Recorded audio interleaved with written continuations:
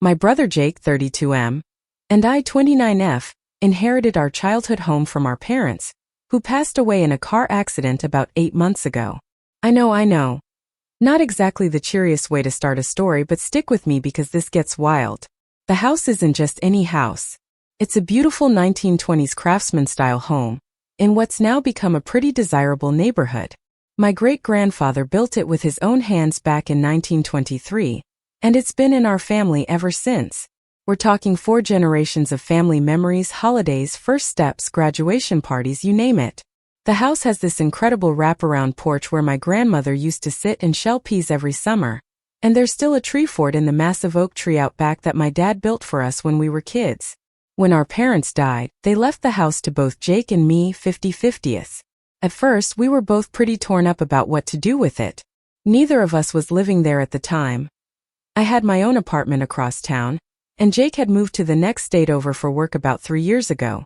But the house was paid off in decent condition, and sitting on almost an acre of land in a neighborhood that's been gentrifying like crazy. We spent weeks going back and forth. Jake's initial instinct was to sell immediately and split the money. He kept talking about how much we could get for it. The housing market in our area has gone absolutely insane, and properties like ours were selling for way more than we ever imagined. But every time he brought it up, I felt like someone was punching me in the stomach. This wasn't just a house. This was the house. The house where Mom taught me to bake her famous chocolate chip cookies every Christmas. The house where Dad and I spent countless Saturday mornings working on old cars in the garage.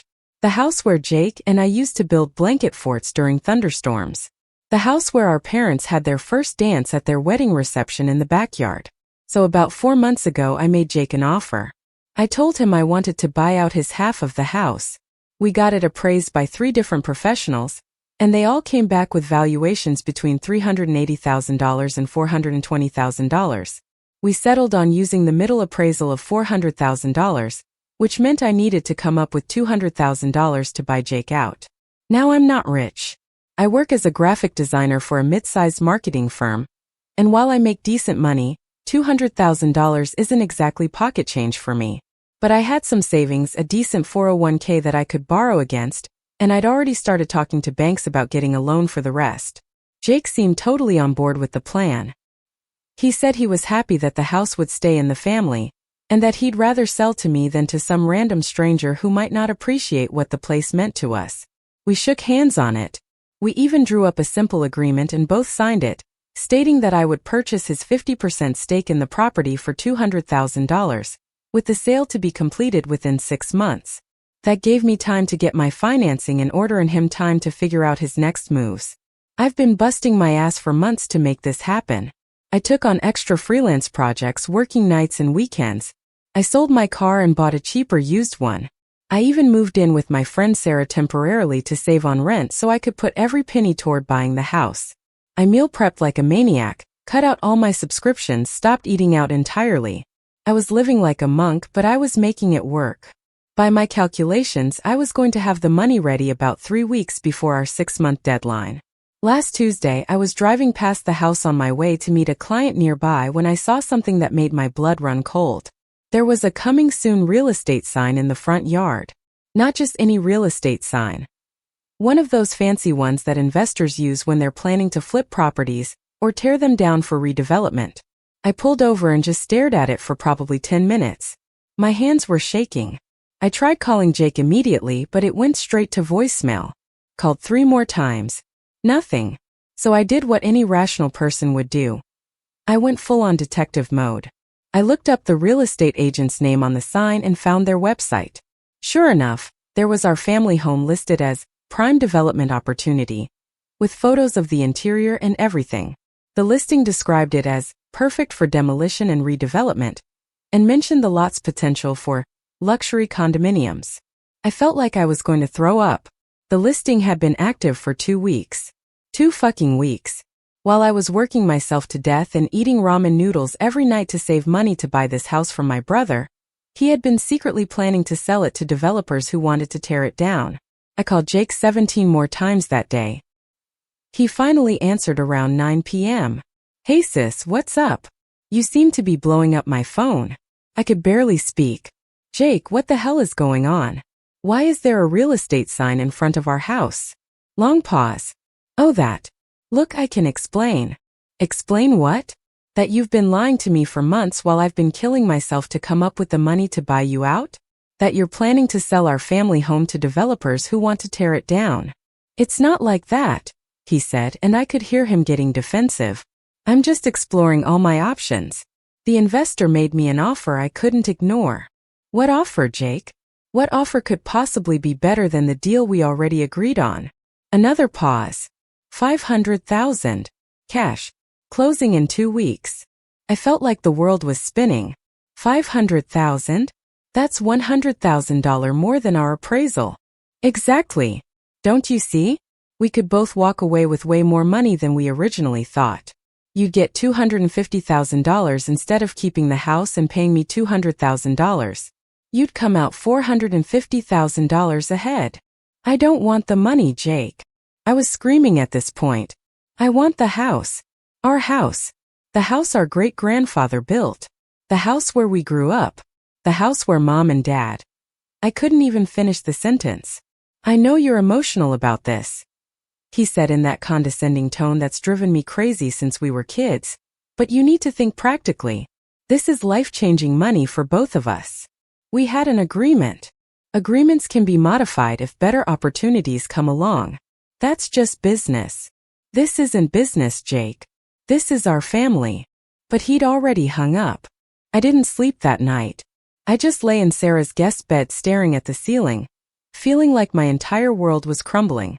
By morning I was furious. Not just angry. Absolutely, completely burn everything down furious. See, here's the thing Jake didn't know. When our parents died, Mom had given me a spare key to the house years ago, back when I was in college and would sometimes house sit when they went out of town. I still had that key. And since we technically both owned the house, I had every legal right to be there. Wednesday morning I called in sick to work, the first sick day I'd taken in over a year, and drove straight to the hardware store. I bought a new deadbolt, a new handle lock, and even a fancy smart lock system for good measure. Then I went to our house, my house, damn it, and spent the morning changing every single lock. I know what you're thinking. That seems extreme. But here's the thing, I was desperate. I had poured everything I had into this plan to save our family home. I had made sacrifices that Jake couldn't even imagine. And he was about to flush it all down the drain for an extra $100,000. While I was installing the locks, I also did a few other things. I cleaned up the house from top to bottom. It had been sitting empty for months and had gotten pretty dusty. I fixed a leaky faucet in the kitchen that had been driving me crazy. I even planted some flowers in Mom's old garden beds, the ones she used to tend every spring. As I was working, I kept thinking about all the memories in that house. The kitchen table where Jake and I used to do homework every night after school. The living room where we'd have movie marathons during summer vacation. The master bedroom where Mom used to read to us when we had nightmares. The basement where Dad taught us both how to use tools and fix things. How could Jake be okay with letting strangers tear all of that down? The confrontation. I didn't have to wait long to find out how Jake would react. He called me Thursday morning, absolutely losing his mind. "What the hell did you do?" he screamed into the phone. "I changed the locks on our house," I said calmly. "You know, the house I'm buying from you according to our signed agreement. You can't do that. I have investors coming to look at the property today." "Well, I guess they're going to be disappointed. This is sabotage. You're costing me hundreds of thousands of dollars." "No, Jake. You're the one who sabotaged our deal. You're the one who went behind my back after we shook hands and signed an agreement. You're the one who decided money was more important than family. Family doesn't pay my bills. And neither do I, apparently, since you were planning to screw me over anyway." He hung up on me. Again. About an hour later, I got a call from a number I didn't recognize. "Is this Emma?" The voice was professional but irritated. "Yes, who's this?" "This is David Chun from Premier Development Group. I was supposed to meet with your brother today to view a property, but it seems the locks have been changed and he can't get us inside." "That's correct," I said. "The property is no longer available for sale to your company." "I'm sorry, but I don't understand. We have a signed letter of intent with Mr. Jake Morrison." Well, you'll need to take that up with Mr. Morrison. But I can tell you that as a 50% owner of the property, I do not consent to any sale to your company. Long pause. Ma'am, we've already invested significant time and resources into this project.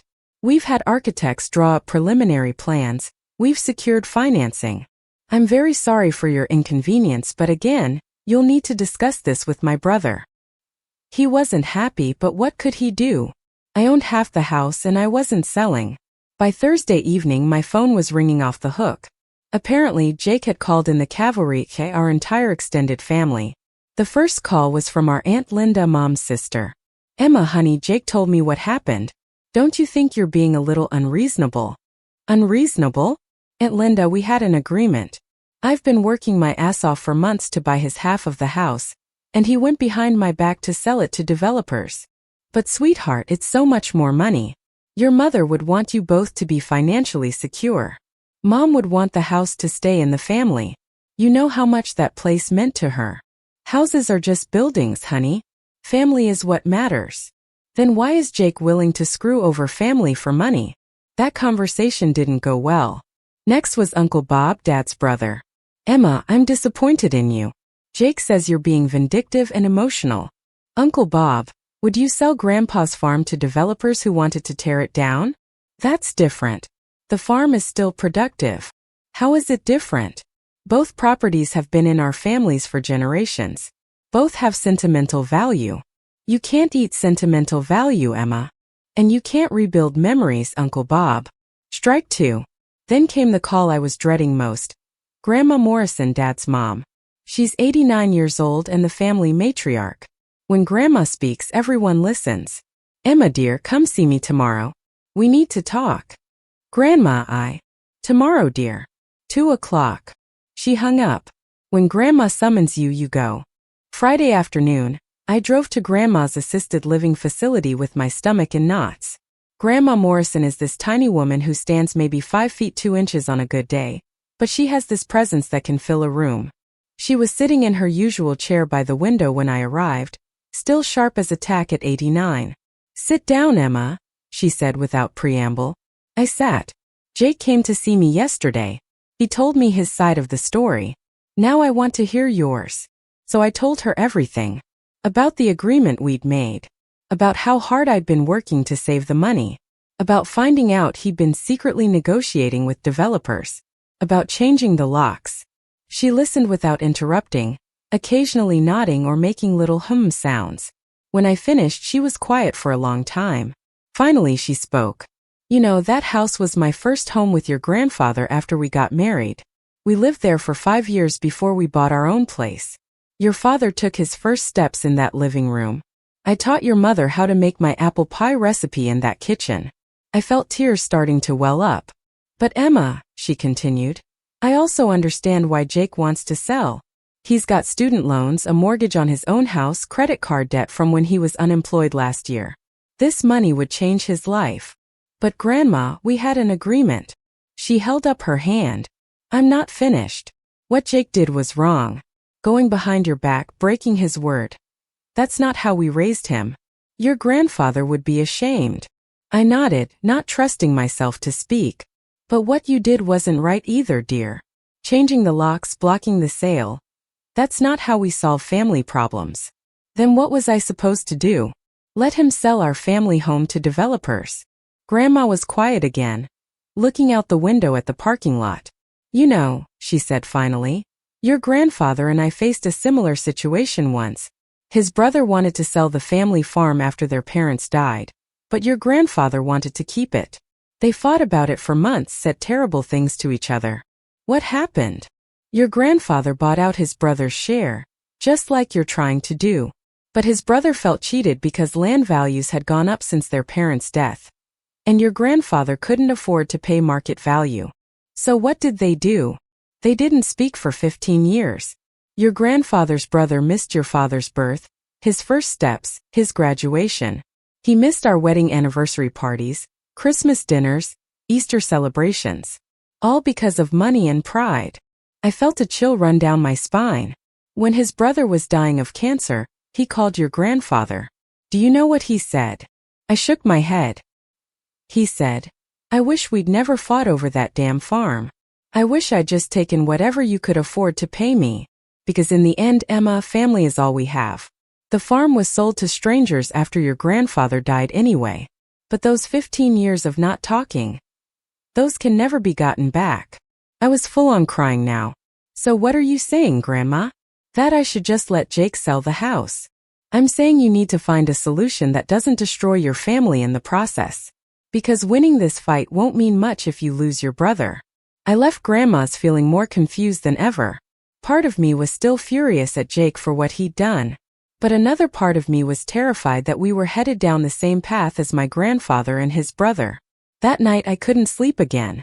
So I did what I always do when I can't solve a problem. I started researching. First, I looked up the development company that Jake had been talking to. Premier Development Group had a website full of glossy photos of their projects. And you know what? Every single one of them was the same. They'd buy older homes in established neighborhoods, tear them down and build modern condominiums or townhomes.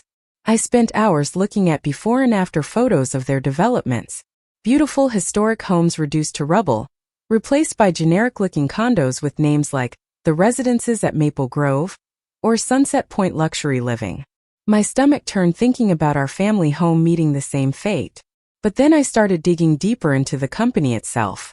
I looked up their business registration, their recent projects, their financing.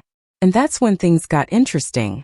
It turns out Premier Development Group wasn't the established, successful company their website made them appear to be. They'd only been in business for 2 years, and most of their projects were still in development or had been delayed. Several of their recent purchases had fallen through when they couldn't secure adequate financing. I also found some reviews from people in neighborhoods where they'd done developments. The reviews were not good. Complaints about construction noise lasting months longer than promised. Issues with drainage and flooding after they'd altered the natural landscape. Problems with their contractors cutting corners and leaving neighboring properties damaged. But the real kicker came when I dug into the actual offer they'd made Jake. I found a copy of the letter of intent he'd signed. He'd left it on the kitchen counter during one of his secret visits to the house, and the terms were not what he'd described to me. Yes, they were offering $500,000, but it wasn't a straightforward cash deal.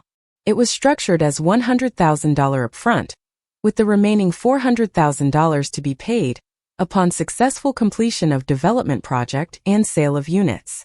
In other words, Jake and I wouldn't see most of the money until they'd torn down our house, built condos and sold them all. Given this company's track record, that could take years. Or it might never happen at all if they ran into financing problems or construction delays.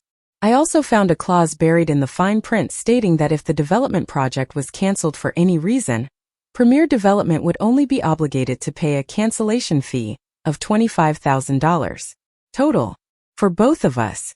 So Jake's guaranteed $250,000 could easily turn into $12,500 if things went south. I felt sick. My brother was about to get scammed, and he didn't even know it. Saturday morning I called Jake. I was still angry, but now I was also worried. What do you want, Emma? Come to gloat about screwing up my deal. Jake, have you actually read the offer from Premier Development? Of course I have. It's $500,000. Have you read the fine print? Pause. What are you talking about? The payment structure. The cancellation clause. The timeline. Longer pause. Emma, what are you getting at? I told him everything I'd discovered. The company's financial instability. The delayed payments. The cancellation clause that could leave us with almost nothing. You're lying, he said, but his voice had lost its conviction. Jake, I'll email you everything I found. Look at it yourself. Even if you're right about the payment structure, he said defensively, it's still potentially more money than your offer. Potentially. But Jake, what if they can't get financing? What if the city denies their development permits? What if they just run out of money halfway through the project? We could lose the house and not get paid. That won't happen. How do you know? He couldn't answer that. Jake, I want to ask you something, and I want you to be honest with me. What? Why didn't you tell me about this offer before you started negotiating with them? Long silence. Jake. Because I knew you'd try to talk me out of it. Why would I do that? Because you're obsessed with keeping that house. You can't see past your emotions to make a rational financial decision. That stung, but I tried to keep my voice calm. Jake, do you think I'm stupid? What? No, of course not. Do you think I'm bad with money? No, Emma, you're great with money. You always have been. Then why didn't you trust me enough to at least tell me about this offer? Why didn't you think I deserved to know that someone else was interested in buying our house? Another long silence. I don't know. Do you want to know what I think? What? I think you were embarrassed. I think you felt guilty for wanting to sell the house when you knew how much it meant to me. And instead of just being honest about needing more money, you decided to go behind my back and make the whole thing my fault for being too emotional. That's not. Jake, if you'd come to me 4 months ago and said, Emma, I need more than $200,000, can we renegotiate? What do you think I would have said? He was quiet. I would have tried to find a way to make it work. I would have looked for a cosigner or a different loan structure, or maybe we could have worked out a payment plan. But you didn't give me that chance. Emma, you made me the bad guy for wanting to keep our family home, and then you used that as an excuse to break your word to me. I could hear him sniffling on the other end of the line. I'm sorry, he whispered. You're right. I fucked up. After my conversation with Jake, I realized we needed to get everyone on the same page. All this family drama was happening because different people had different pieces of the story, and everyone was taking sides based on incomplete information. So I did something I never thought I'd do. I organized a family meeting. I called Grandma first and asked if we could use the community room at her assisted living facility. Then I called every family member who had called me about this situation. Aunt Linda, Uncle Bob, our cousin Sarah, not my roommate Sarah, different Sarah, Uncle Mike, and even our second cousin David, who somehow felt entitled to an opinion despite not having spoken to any of us in 3 years. Jake agreed to come, though he wasn't happy about it. Sunday afternoon, we all gathered in Grandma's community room. Felt like an intervention, which I guess it kind of was. I started by laying out the timeline of events, from our parents' death to the current situation. I brought copies of our original agreement, the property appraisal, and all the research I'd done on Premier Development Group. I also brought a calculator and a flip chart. Yes, I went full corporate presentation mode. Here's what Jake was actually going to get from the development company, I said, writing numbers on the flip chart. $100,000 upfront, which after taxes would be about $75,000. The rest of the money, $400,000, would only be paid if and when they successfully completed their development project and sold all the units. I showed them Premier Development's track record, their financial instability, and the cancellation clause. So in the best case scenario, Jake gets his $250,000 in 3 to 5 years. In the worst case scenario, he gets $12,500 total, and our family home gets torn down for nothing. Aunt Linda looked shocked. Jake, you didn't tell me about the payment delays. Jake looked embarrassed. I didn't realize. Meanwhile, I continued, my offer gives Jake $200,000 in cash within the next month. Guaranteed. No risk, no waiting, no possibility of the deal falling through. Uncle Bob was studying the documents. Emma, this development company does look pretty sketchy. That's not even the worst part, I said. I pulled out the last piece of research I'd done. I also looked into the city's zoning laws and development regulations for our neighborhood. I had spent Saturday afternoon at City Hall, talking to the planning department about what it would actually take to get approval for Premier Development's project. Our neighborhood is zoned for single-family homes. To build condominiums, they'd need to apply for a zoning variance. That process takes a minimum of 6 months, requires approval from the City Planning Commission, and has to go through a public hearing where neighbors can voice objections. I looked around the room. How many of our neighbors do you think are going to be excited about having a construction site next door for 2 years, followed by a bunch of rental condos? Grandma spoke up for the first time. Mrs. Patterson next door has lived there for 40 years. She's not going to be happy about this. Exactly. And Mr. and Mrs. Kim across the street just had a baby. You think they want construction noise and trucks rumbling past their house every day. The room was quiet as everyone absorbed this information. So not only is Premier Development offering a risky financial deal, I said. But there's a good chance the city won't even approve their project. Which means they'd have to pay the cancellation fee. We'd get $25,000 total. And our house would still get torn down for nothing. Jake looked like he was going to be sick. Jake, I said, turning to my brother, I need to ask you something, and I need you to be honest in front of everyone. He nodded reluctantly. When Premier Development first approached you, did they tell you about the payment structure? Did they explain the cancellation clause? Did they mention that they'd need city approval for their project?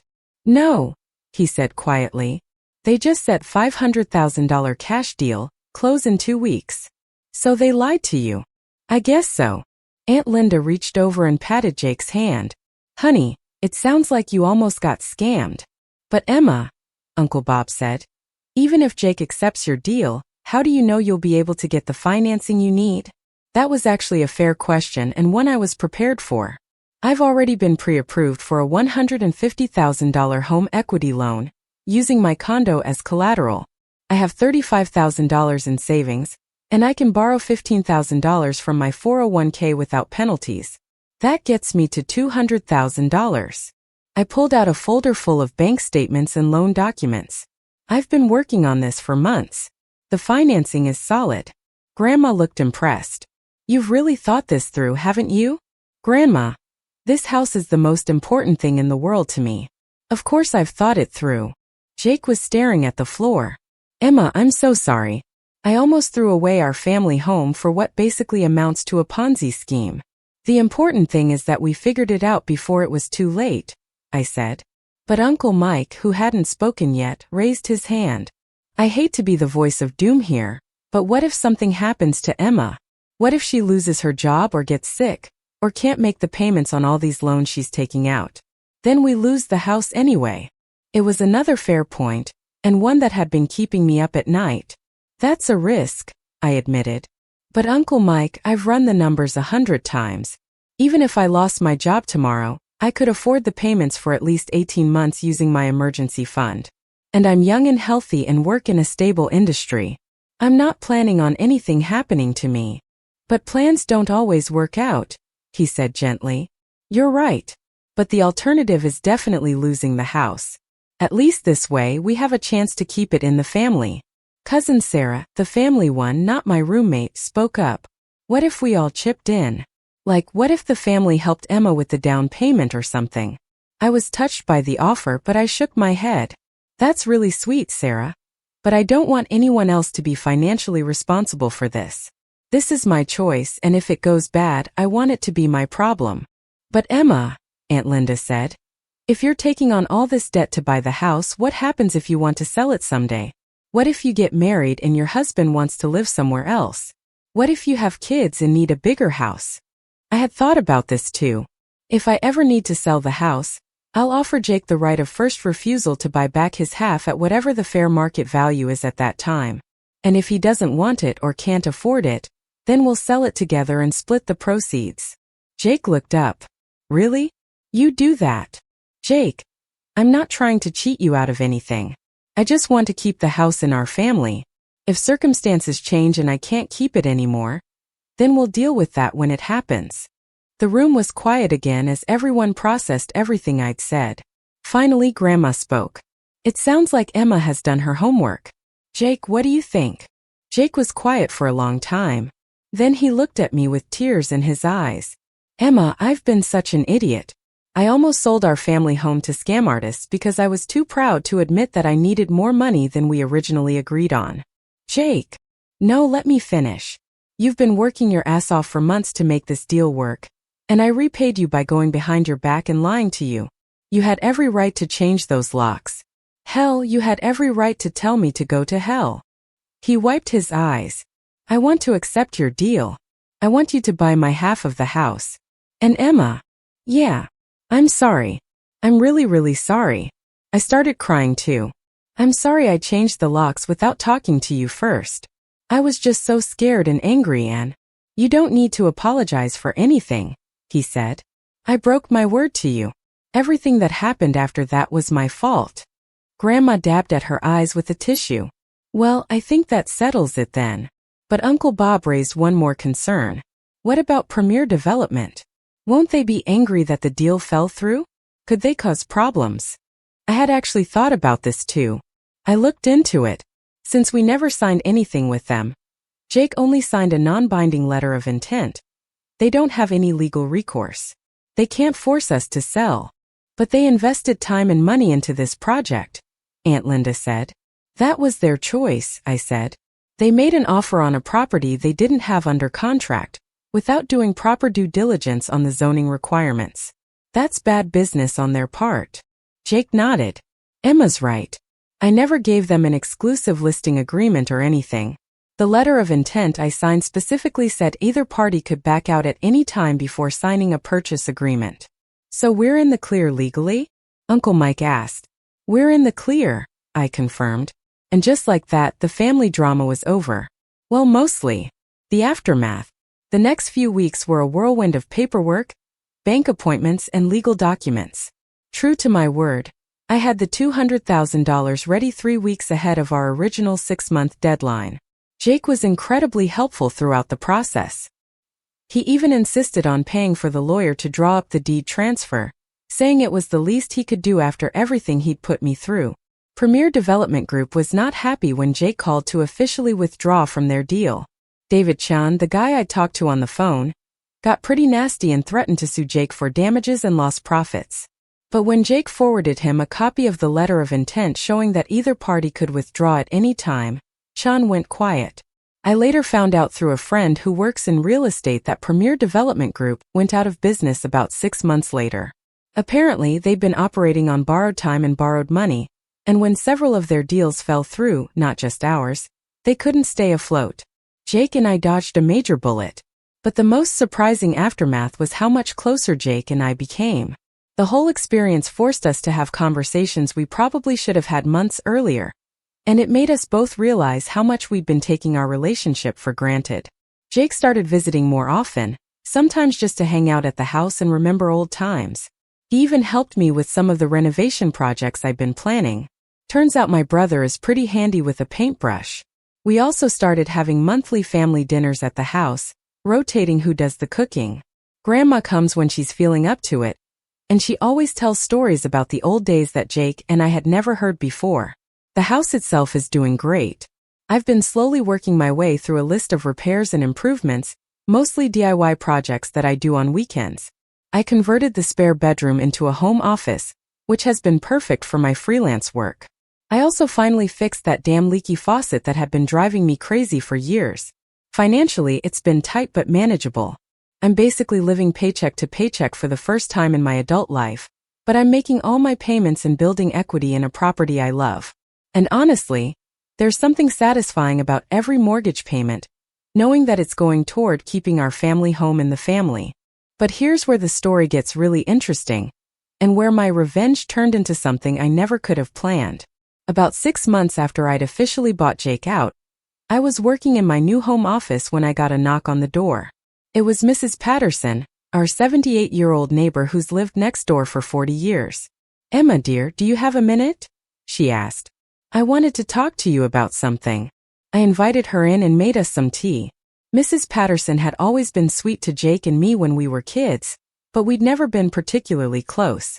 I heard about what happened with your brother and those developers, she said. I wanted you to know how relieved I am that you kept the house. Oh, thank you, Mrs. Patterson. I'm glad it worked out too. You probably don't know this, but several of us neighbors were quite worried about that development project. We even hired a lawyer to explore our options for opposing it if it went through. This was news to me. Really? Oh yes. The Kims across the street, the Johnsons 2 houses down, the Martinez family on the corner. We were all very concerned about what it would do to our neighborhood. She took a sip of her tea and continued. But that's not really why I'm here. I wanted to talk to you about something else. Mrs. Patterson set down her teacup and leaned forward slightly. Emma, how much do you know about the history of your house? I know my great-grandfather built it in 1923, and it's been in our family ever since. That's true, but there's more to the story. Your great-grandfather, Thomas Morrison, wasn't just any builder. He was one of the most skilled craftsmen in the state. The technique he used for your house, The joinery, the woodwork, the stonework. It's extraordinary. I was intrigued. I always knew the house was well built, but I didn't realize it was anything special. Oh, it's very special. In fact, I've been doing research on historic homes in our neighborhood for the local historical society. I think your house might be eligible for the National Register of Historic Places. My jaw dropped. Are you serious? Very serious. I've been documenting all the original craftsman-style homes in our area, and yours is one of the most intact and well-preserved examples I've found. The original hardwood floors, the built-in bookcases, those beautiful stained glass windows in the stairwell, they're all original. I felt goosebumps rising on my arms. Mrs. Patterson, what does that mean exactly? Well, if the house gets listed on the National Register, it would be protected from demolition. But more importantly for you, there are significant tax benefits. Historic preservation tax credits, reduced property taxes, grants for restoration work. She pulled out a folder she brought with her. I took the liberty of researching the process.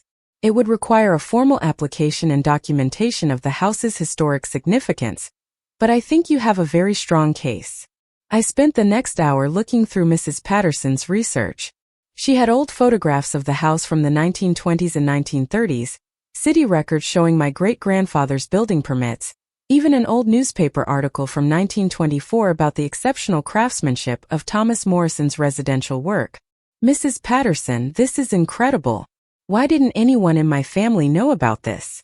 She smiled. Sometimes we don't see the treasures that are right in front of us. Your parents probably saw it as just the family home, not a piece of architectural history. After she left, I spent the rest of the day walking through the house with new eyes. I looked at the hand-carved moldings, the original tile work in the bathroom, the built-in breakfast nook with its intricate woodwork. How had I lived in this house for 18 years and never really appreciated these details? I called Jake immediately. Jake, you're not going to believe what I just learned about our house. The Historical Society investigation. The next few months became a deep dive into our family history and the architectural significance of our home. Mrs. Patterson introduced me to Dr. Sarah Chan, no relation to the developer guy, a professor of architectural history at the local university who specialized in early 20th century residential design. Dr. Chun came out to examine the house and was visibly excited by what she found. This is remarkable, she said, running her hands along the original oak built-ins in the living room. Your great-grandfather was clearly influenced by the green and green style, but he added his own unique elements. These joint details are extraordinary. She pointed to the corners where the wood trim met. See how he's used these decorative brackets and the way the wood grain flows together? This is master-level craftsmanship. Dr. Chun spent an entire afternoon documenting every original element of the house. She measured rooms, photographed details, and took notes on everything from the original light fixtures to the hand-forged hardware on the cabinets. Emma, I need to ask you something, she said as she was packing up her equipment. Have you ever heard of the Morrison method? No, what's that? It's a specific technique for joining wood that was developed in the 1920s by a craftsman named Thomas Morrison. It's mentioned in several architectural journals from that period. The technique was supposed to be exceptionally strong and durable, but the knowledge of how to do it was apparently lost when Morrison died. My heart started racing. Dr. Chun, my great-grandfather's name was Thomas Morrison. Her eyes widened. Emma, I think your great-grandfather might have been the Thomas Morrison, the one who developed the technique. Over the next few weeks, Dr. Chun and I dove deep into research. We found articles in architectural magazines from the 1920s and 1930s featuring Thomas Morrison's work.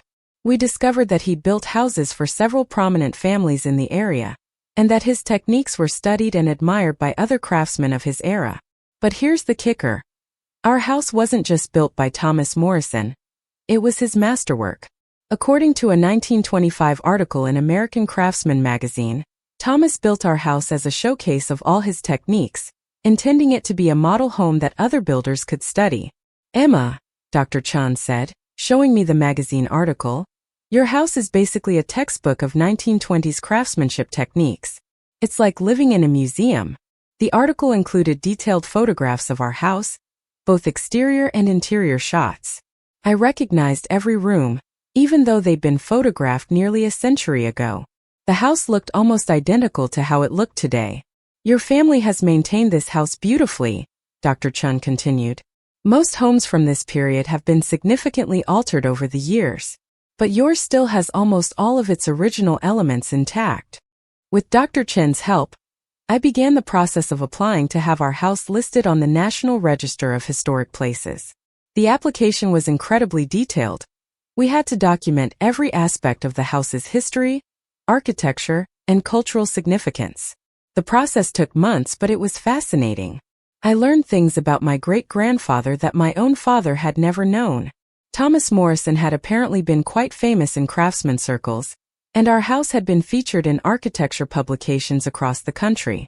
I also discovered that several of the other houses Thomas had built were still standing, but ours was the only one that remained essentially unaltered. The others had been renovated extensively over the years, losing many of their original details. During this process, Jake became my research partner.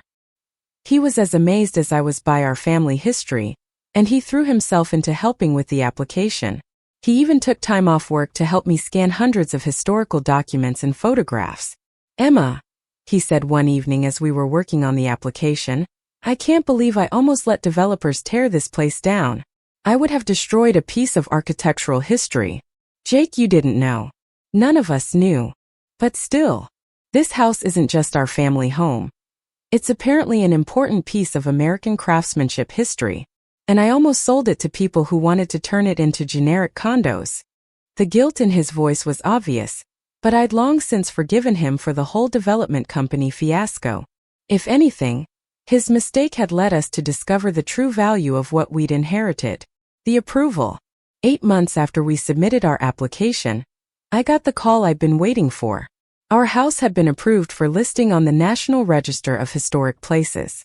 The designation came with immediate benefits. My property taxes were reduced by 40% due to the historic preservation exemption. I became eligible for grants to help with restoration and maintenance costs. And most importantly, the house was now legally protected from demolition. But the biggest surprise came when Dr. Chan called me a few weeks after the approval. "Emma, I've been contacted by the Smithsonian Institution. They're putting together an exhibition on American craftsman architecture, and they want to feature your house." "Feature it how?" "They want to do a detailed photographic documentation of all the original Morrison method joinery techniques, and they're offering to pay for any restoration work that would be needed to bring those elements back to their original condition." The Smithsonian offered to fund a complete restoration of the house's original elements, refinishing the hardwood floors, restoring the stained glass windows, repairing and restaining all the original woodwork. The total value of the work was estimated at over $75,000, all of it paid for by the Smithsonian's Preservation Fund. Jake was with me when I got that call. When I hung up the phone, he just stared at me. "Emma, do you realize what this means? That we're going to have the most beautiful house in the neighborhood?" "No, well, yes, but more than that. This means our house is worth way more than we ever imagined. Not just financially, but culturally and historically." He was right. A few months later, after the Smithsonian-funded restoration work was completed, I had the house reappraised for insurance purposes. The new appraisal came back at $650,000, more than 60% higher than our original appraisal. But more importantly, I was living in a piece of history. Every morning, I got to wake up in a house that was not only my family home, but also a recognized masterpiece of American craftsmanship. The Smithsonian exhibition led to even more attention. A documentary filmmaker named Marcus Rodriguez contacted me about featuring our house in a film he was making about lost architectural techniques. "The Morrison method has been a mystery for decades," Marcus explained during our first meeting. "Craftsmen today know it existed, but no one knows exactly how it was done. Your house is the key to solving that mystery." Marcus brought in a team of expert carpenters and wood craftsmen to examine the joinery work in our house. Using high-resolution photography and 3D scanning technology, they were able to document exactly how my great-grandfather had created his signature joints. "This is incredible," said Master Carpenter Jim Walsh, who had 40 years of experience in restoration work. "I've been trying to figure out how Morrison did this for my entire career." The precision and strength of these joints is unlike anything I've ever seen. The documentary crew spent 3 weeks filming in and around our house. They interviewed me and Jake extensively about our family history and the process of discovering the house's significance. They also brought in several historians and architecture experts to provide context about Thomas Morrison's place in American craftsmanship. But the most emotional part of the filming was when they brought in an 89-year-old carpenter named Robert Chen.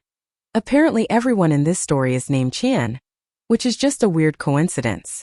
Robert had actually worked as an apprentice to one of Thomas Morrison's former students back in the 1950s. I heard stories about Thomas Morrison my whole career, Robert said as he examined the woodwork in our dining room. My mentor used to tell me about this house, about how Morrison built it to showcase all his techniques. I never thought I'd actually get to see it. Robert spent an entire day going through the house, pointing out details that even the other experts had missed. He showed us how Thomas had used different wood grains to create visual patterns, how he'd incorporated subtle curves into apparently straight lines, how he'd engineered the joints to actually get stronger over time as the wood aged and settled. This house is a love letter to the craft of woodworking, Robert said. Your great-grandfather wasn't just building a home, he was creating art. About a year after the documentary aired on PBS, I got an unexpected phone call. Is this Emma Morrison? Yes, who's this? My name is Catherine Morrison Williams. I think your great-grandfather was my great-grandfather's brother. My heart stopped. I'd never heard of any other Morrison relatives, at least not any living ones. Catherine explained that her family had lost touch with Thomas Morrison's side of the family sometime in the 1940s. She'd seen the documentary about our house and recognized some family photographs that had been shown in the background of one of my interviews. I have a box of things that belonged to my great-great-grandmother, Catherine said. Letters, photographs, and some documents about Thomas Morrison's work. I've been holding on to them for years, not sure what to do with them. 2 weeks later, Catherine drove up from 2 states away to visit. She was a woman about my age, with the same dark hair and green eyes that ran in the Morrison family. But more importantly, she brought with her a treasure trove of family history that filled in gaps I'd never even known existed. The box she brought contained letters between Thomas Morrison and his brother William, Catherine's great-great-grandfather, discussing carpentry techniques and business opportunities. There were also photographs of other houses Thomas had built, including detailed shots of his signature joinery work. But the most amazing discovery was a set of hand-drawn blueprints and technical drawings showing exactly how to execute the Morrison method. Thomas had apparently sent these to his brother, hoping to teach him the technique. I never knew what these were, Catherine said, showing me the carefully preserved drawings. But after seeing the documentary, I realized they might be important. Dr. Chan nearly fainted when I showed her the drawings. Emma, do you understand what these are? These are the original technical specifications for the Morrison method, the technique that craftsmen have been trying to reverse engineer for decades. You now have the only known complete documentation of how it was done. The Legacy Project. The discovery of Thomas Morrison's original technical drawings led to the most unexpected development of all. Dr. Chun approached me with a proposal from the university's architecture department. Emma, we'd like to establish the Thomas Morrison Center for Traditional Craftsmanship at the university. The center would preserve and teach historical woodworking techniques, starting with the Morrison method. The university was offering to buy the technical drawings and family documents for $100,000, which they would use to fund the center's research and education programs. They also wanted to create a permanent exhibition about Thomas Morrison's work, featuring detailed photography and documentation of our house. But here's what made the proposal even more interesting. They wanted to offer Jake and me positions with the center. Jake would oversee the business and administrative side, while I would work on documentation and digital preservation of historical techniques. It would be a way for you both to honor your great-grandfather's legacy while building careers around preserving architectural history, Dr. Chen explained. The offer was tempting, but Jake and I needed time to think about it. We were both happy with our current careers, and taking on something like this would be a major life change. But as we talked it over during one of our monthly family dinners at the house, I realized that this opportunity was bigger than just career choices. Jake, remember what Grandma said about Grandpa and his brother? How they spent 15 years not talking because of a fight over property. Yeah. What if instead of fighting over this house, we'd found a way to use it to bring our family closer together? What if we discovered its historical significance earlier and found a way to share that with the world? Jake nodded thoughtfully. You're saying we could turn this house into something that honors both our family history and architectural history. Exactly. And we could do it together, instead of letting money and property come between us. We decided to accept the university's offer, but with one important modification. Instead of selling them the documents outright, we agreed to loan them to the center while retaining ownership. This way, the materials would stay in the Morrison family while still being available for research and education. Jake quit his job and moved back to town to help establish the Morrison Center. I transitioned from graphic design to historical documentation, working part-time for the center while continuing some freelance work. The center's official opening ceremony was held at our house, which seemed appropriate since the house was essentially the center's primary exhibit. The event was attended by craftsmen, historians, architecture students, and even some of the neighbors who had been worried about the development project 2 years earlier. During the ceremony, Dr. Chun gave a speech about the importance of preserving traditional craftsmanship techniques. But the moment that really got to me was when she said, "This project exists because Emma Morrison refused to let developers tear down her family home." Sometimes preserving our personal history is the key to preserving our cultural history. After the ceremony, Jake and I were standing on the front porch, the same porch where our grandmother used to shell peas, the same porch where we played as kids, the same porch where our parents had welcomed visitors for 40 years. "Emma," Jake said, "I need to tell you something." "What?" "I'm glad you changed those locks." I laughed. "Really? Even though it caused all that family drama?" "Especially because it caused all that drama. If you hadn't forced us to have that big family meeting, we might never have figured out what we really had here. I might have sold our family's legacy to scam artists, and we never would have known that we were living in a piece of architectural history." He was right. My revenge against Jake for trying to sell the house had ultimately led to us discovering that the house was worth far more than either of us had ever imagined. Not just financially, but culturally and historically. "Jake, can I tell you something?" "Of course." "When I changed those locks, I wasn't thinking about preserving architectural history or honoring our great-grandfather's legacy. I was just angry and scared and desperate to save the house because it meant everything to me." "I know. But somehow acting out of pure emotion led us to discover all this amazing stuff we never knew about our family." Jake smiled. "Maybe that's the point. Maybe sometimes you have to follow your heart, even when everyone else thinks you're being irrational." The Reddit update. So that brings us to today, about 2.5 years after I first changed those locks.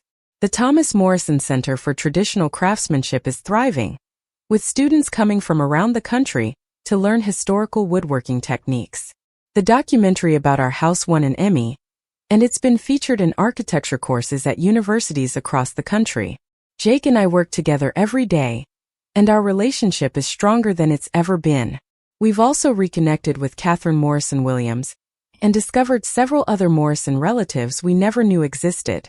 Last Christmas, we had a Morrison family reunion at the house, the first one in over 50 years. The house itself is more beautiful than ever. The Smithsonian-funded restoration brought out details in the woodwork that had been hidden under decades of paint and wear. I've also been slowly working on other renovation projects, always using period-appropriate materials and techniques to maintain the house's historical integrity. Financially, everything worked out better than I ever could have hoped. The university position pays well, my property taxes are minimal thanks to the historic designation, and the house has appreciated significantly in value. Jake ended up getting more than his original $200,000 anyway. He gets a salary from the center, plus we're both earning royalties from the documentary and licensing fees from craftsmen who use the Morrison method techniques. But the most important thing is that our family home stayed in the family, and it's now serving a purpose that would have made our great-grandfather proud. Instead of being torn down to build generic condos, it's helping preserve and teach traditional craftsmanship for future generations. But wait, there's one more twist to this story.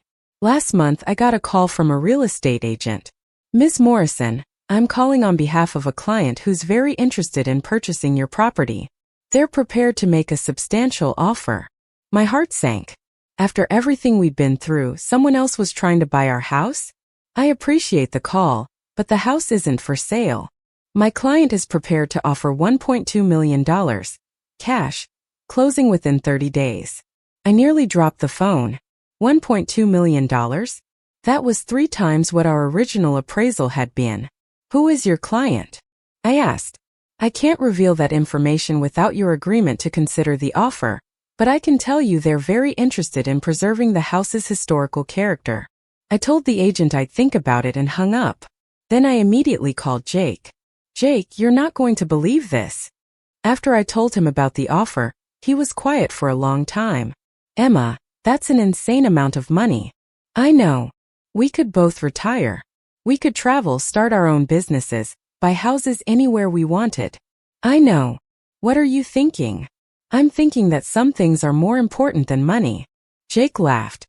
2.5 years ago I would have thought you were crazy for saying that. But now? Now I totally agree with you. Really? Emma, we're doing exactly what we're supposed to be doing with this house.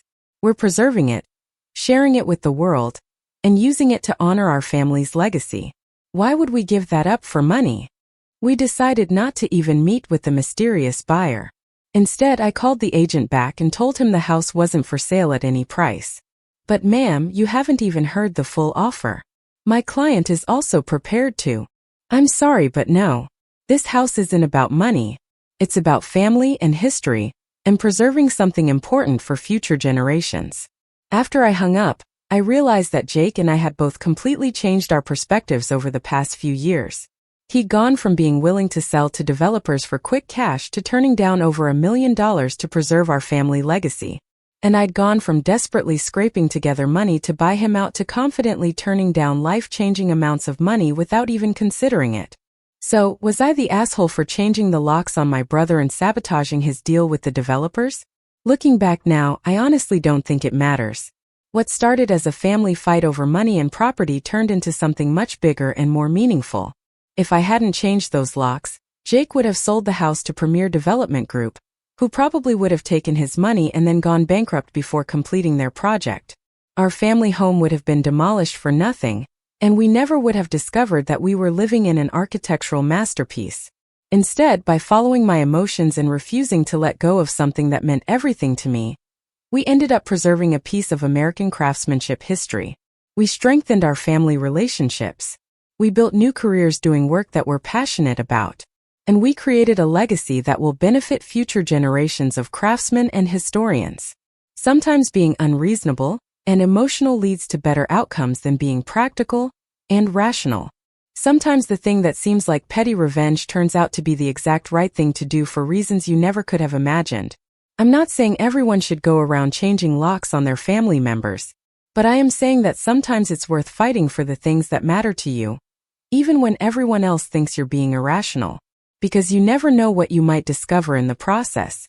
Our house is still standing, still in the Morrison family, and still serving as a testament to the skill and artistry of our great-grandfather. Jake and I work together every day, sharing the story of our family and our house with visitors from around the world. And every evening when I come home from work, I walk up those same front steps that 4 generations of Morrisons have climbed, unlock the same front door with the locks I changed 2.5 years ago, and feel grateful that I was stubborn enough to fight for what I believed in. The house isn't just our family home anymore. It's a piece of living history, a teaching tool, and a bridge between the past and the future. And none of that would have happened if I'd been reasonable and let my brother sell it to the highest bidder. So yeah, I changed the locks. I sabotaged my brother's deal. I caused a family drama that lasted for months. And it was the best decision I ever made.